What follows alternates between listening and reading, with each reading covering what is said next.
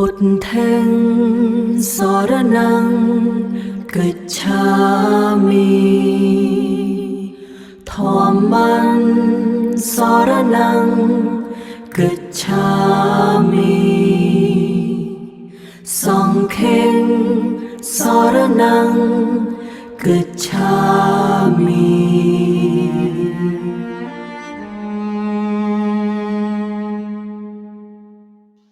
นะโมตัสสะภะคะวะโตอะระหะโตสัมมาสัมพุทธัสสะนะโมตัสสะภะคะวะโตอะระหะโตสัมมาสัมพุทธัสสะนะโมตัสสะภะคะวะโตอะระหะโตสัมមាសម្ពុទ្ធស្សៈខ្ញុំព្រះករុណាសូមនមស្ការចំពោះគុណព្រះពុទ្ធព្រះធម៌ព្រះសង្ឃដោយសេចក្តីគោរពក្នុងឱកាសនេះដែរក៏សូមនមស្ការចំពោះព្រះថេរានុថេរៈគ្រប់ឋានានុក្រមគ្រប់ព្រះអង្គ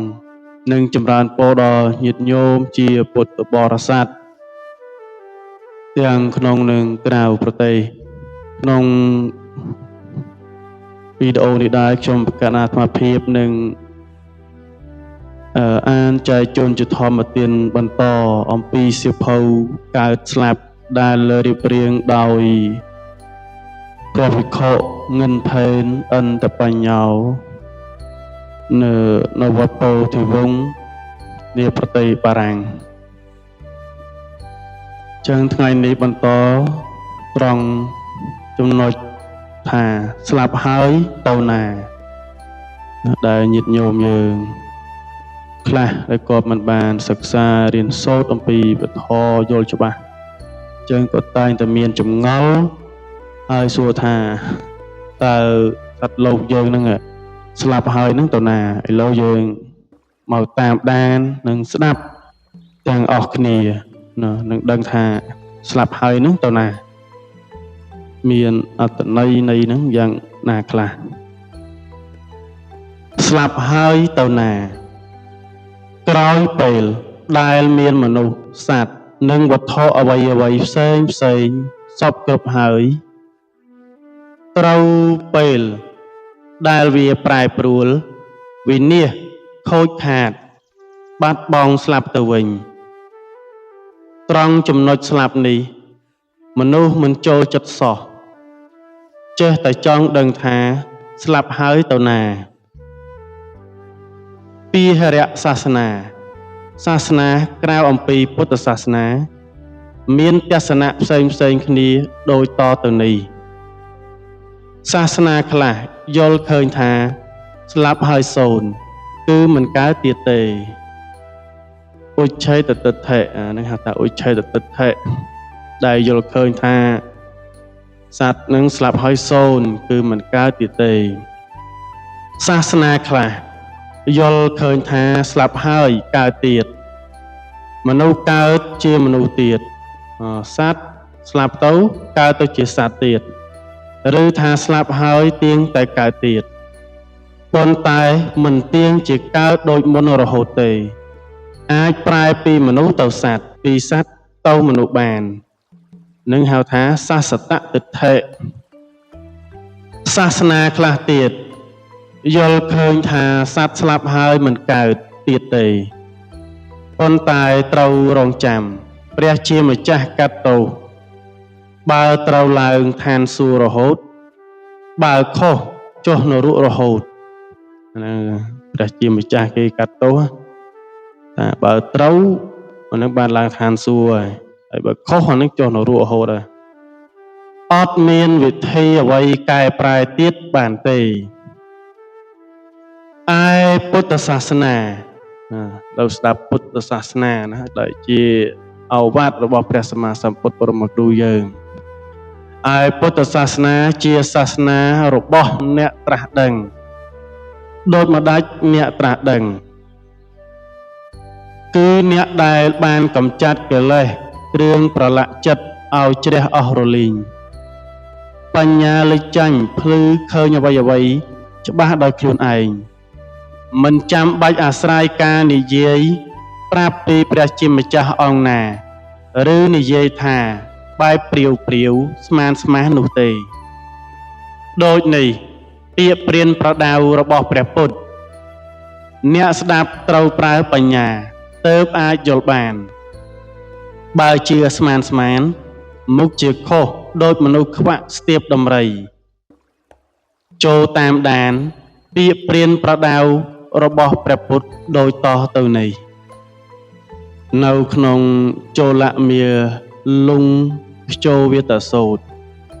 ភិក្ខុមាលុងខ្ជាគិតថាទិដ្ឋិ10ប្រការនេះគឺ1. សាសតោលោកោលោកទៀង 2. អសាសតោលោកោលោកមិនទៀង 3. អន្តវិលោកោលោកមានទីបំផុត 4. អនន្តវិលោកោលោកមិនមានទីបំផុត 5. តាំងជីវាំងតាំងសរីរាំងជីវិតនោះក៏គឺសរីរៈនោះ 6. អញ្ញੰជីវាំងអញ្ញੰសរីរាំងជីវិតដតីសរីរៈក៏ដតី 7. ហោតិតថាគតោបរមមរណាសត្វស្លាប់ហើយកើតទៀត 8. អ្នកហោតិតថាគតោបរមមរណាសត្វស្លាប់ហើយមិនកើតទៀត 9. ហោតិចអ្នកហោតិចតថាគតោបរមមរណាសត្វស្លាប់ហើយកើតទៀតក៏មានមិនកើតទៀតក៏មាន 10. នេវហោតិអ្នកហោតិតថាគតោបរមមរណាសត្វស្លាប់ហើយកើតទៀតក៏មិនមែនមិនកើតទៀតក៏មិនមែនព្រះពុទ្ធមិនបានសម្ដែងទិដ្ឋិ10ប្រការនេះដល់អាត្មាអញទេ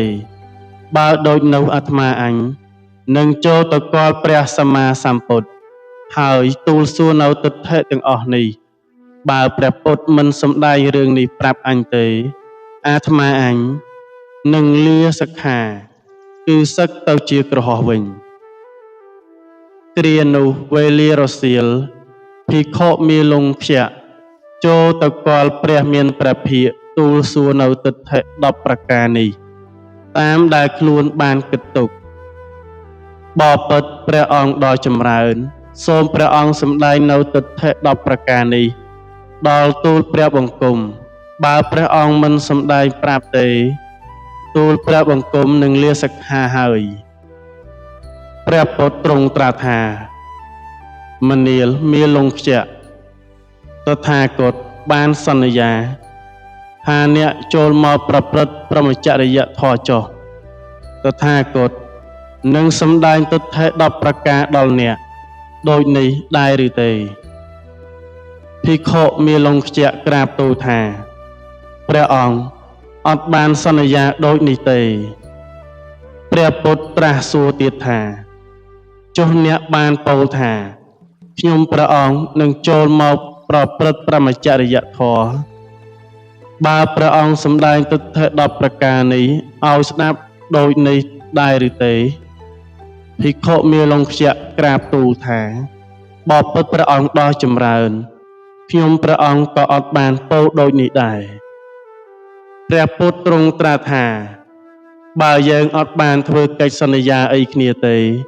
ចុះអ្នកមកនិយាយជាអុកជាទុកឲ្យនរណាមនាលមាលុងខ្ជាបុគ្គលណានិយាយថាខ្ញុំមិនទាន់បដិបត្តិធម៌ទេចាំឲ្យព្រះពុទ្ធសម្ដែងប្រាប់ខ្ញុំថាលោកទៀងលោកមិនទៀងដូចនេះសិនទៅខ្ញុំបដិបត្តិធម៌តថាគតសម្ដែងប្រាប់មិនទាន់ទេបុគ្គលនោះមុខជាស្លាប់បាត់ទៅមុនហើយប្រៀបដូចជាបរោះអ្នកមុតព្រួញដែលលាបដោយថ្នាំពិសដ៏ខ្លាំងក្លាបើបរោះនោះមិនព្រមដកព្រួញចាញ់មុនទេ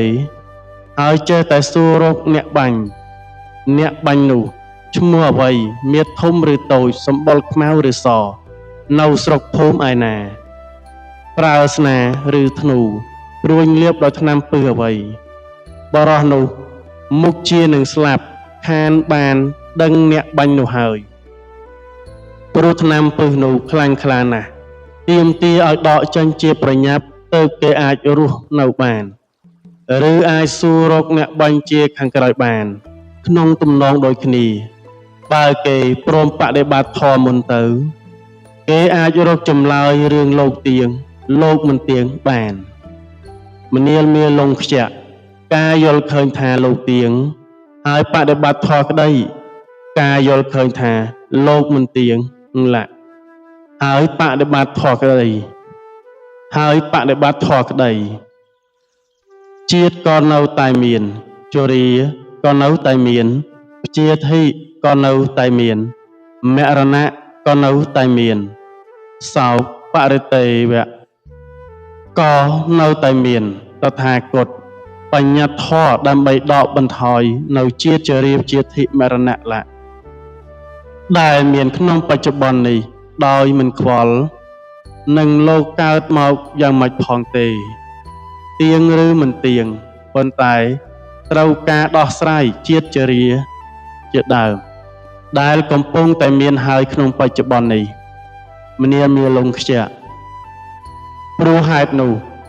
អ្នកចូលចាំទុកនៅសេចក្តីដែលតថាគតមិនបានសម្ដែងហើយតាមដែលតថាគតមិនបានសម្ដែងហើយទាំងចូលចាំទុកនៅសេចក្តីដែលតថាគតសម្ដែងហើយតាមដែលតថាគតសម្ដែងហើយនោះចុះតថាគតមិនបានសម្ដែងហើយដូចម្ដេចខ្លះមិនបានសម្ដែងហើយថាលោកទៀងលោកមិនទៀងឡាក់ព្រោះហេតុអ្វីបានជាតថាគតមិនសម្ដែងព្រោះមិនប្រកបដោយប្រយោជន៍មិនមែនជាខាងដើមនៃព្រហ្មចរិយធម៌មិនប្រព្រឹត្តទៅដើម្បីនឿយណាយដើម្បីប្រាសចាកដំណេកដើម្បីរំលត់ទុក្ខដើម្បីសេចក្តីស្ងប់រងាប់ដើម្បីសេចក្តីដឹងច្បាស់ដើម្បីត្រាស់ដឹងដើម្បីព្រះនិព្វានព្រោះហេតុនោះបានជាតថាគតមិនបានសម្ដែងនៅទិដ្ឋិនោះមនាលមាលងខ្ជាក់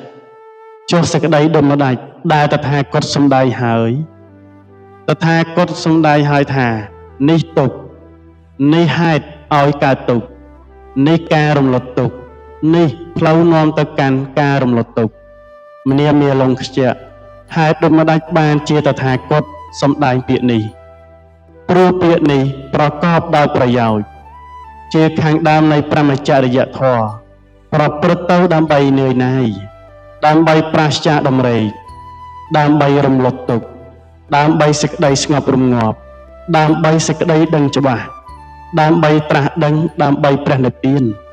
ព្រោះហេតុនោះបានជាតថាគតសម្ដែងនៅទិដ្ឋិនោះខដែលគួរសង្កេតក្នុងព្រះសូត្រនេះព្រះពុទ្ធមិនបានសម្ដែងសោះនៅទិដ្ឋិ10ប្រការនេះព្រោះអ្វីព្រោះថាមិនបានប្រយោជន៍ហើយចំពោះបុគ្គលខ្លះបែរជាខូចប្រយោជន៍បើព្រះអង្គសម្ដែងឲ្យស្ដាប់ទៅបានតែជជែកមិនចប់បើសម្ដែងសច្ចធម៌ឲ្យស្ដាប់ទៅជាបានផលល្អដូចមាលងខ្ជាក់ភិក្ខុទៅវិញក្នុងខេមាថេរីសូត្រព្រះបាបសេនតិកោសលស្ដេចចូលទៅរកខេមាភិក្ខុនីមានព្រះបន្ទូលសួរជាប្រស្នាថាបពុតនាងជាម្ចាស់សត្វស្លាប់ទៅកើតទៀតទេសត្វស្លាប់ទៅមិនកើតទៀតឬអ្វីសត្វស្លាប់ទៅកើតទៀតខ្លះមិនកើតទៀតខ្លះឬអ្វីសត្វស្លាប់ទៅកើតទៀតក៏មិនមែនមិនកើតទៀតក៏មិនមែនឬអ្វីខេមាភិក្ខុនីឆ្លើយថាបពុតមហារាជប្រស្នានេះព្រះមានព្រះភិក្ខទ្រង់មិនបានព្យាករទេព្រះបានបសេនតិកោសលសួរថាព្រោះហេតុអ្វីបានជាព្រះមានព្រះភិក្ខមិនព្យាករខេមាភិក្ខុនីឆ្លើយប្រៀបធៀបថារាជបរោះរបស់ព្រះអង្គសូម្បីឆ្លាតវាងវៃក្នុងការរាប់ក៏មិនអាចរាប់គ្រាប់ខ្សាច់ទន្លេគុំគាបានឬមិនអាចរាប់ចំនួនទឹកក្នុងមហាសមុទ្រថាមានចំនួនប៉ុណ្ណេះអលហកបានព្រោះមានទំហំនិងជម្រៅធំធេងក្រៃលែងច្រើនណាស់បុគ្គល កាលបញ្ញត្តិសត្វគួរបញ្ញត្តិដោយរូបវេទនាសញ្ញាសង្ខារវិញ្ញាណឲ្យព្រះតថាគតព្រះអង្គលះរូបវេទនាសញ្ញាសង្ខារវិញ្ញាណអស់រលីងគាស់រំលើងចោលអស់ហើយអត់មានអ្វីសល់ទៀតទេព្រះតថាគតផុតស្រឡះចាកការរត់នៅរូបវេទនាសញ្ញាសង្ខារវិញ្ញាណជាបុគ្គលជ្រៅមានប្រមាណមិនបានដូចមហាសមុទ្រដូចនោះដែរព្រះបាទបសេនតិកោសលមានប្រតិត្រៃអអនុមោទនាចំពោះភាសិតរបស់ខេមាភិក្ខុនីថ្វាយបង្គំក្រោកចាក់អាសនៈស្ដេចចេញទៅលុះសម័យក្រោយមកព្រះបាទបសេនតិកោសលចូលទៅគាល់ព្រះមានព្រះភិក្ខទូលសួរប្រស្នាដោយដែលព្រះអង្គបានសួរខេមាភិក្ខុនីចំពោះព្រះមានព្រះភិក្ខព្រះមានព្រះភិក្ខទ្រង់ត្រាស់តបមានសេចក្តីដូចខេមាភិក្ខុនីវិសាចនាថ្វាយដូចនោះដែរខដែលគួរសង្កេតក្នុងព្រះសូត្រនេះព្រះពុទ្ធឆ្លើយបែបបរមត្ថគ្មានមនុស្សសត្វឯណាកើតស្លាប់ទេមានតែរូបវេទនាសញ្ញាសង្ខារវិញ្ញាណកើតរលត់ឯព្រះអង្គខ្ពស់ផុតព្រោះលះរូបវេទនាសញ្ញាសង្ខារវិញ្ញាណអស់រលីងហើយសូមព្រះករុណាញាតិញោមជ្រះថ្លាអនុមោទនានិងរងចាំស្ដាប់នៅវីដេអូក្រោយទៀតសូមអនុមោទនា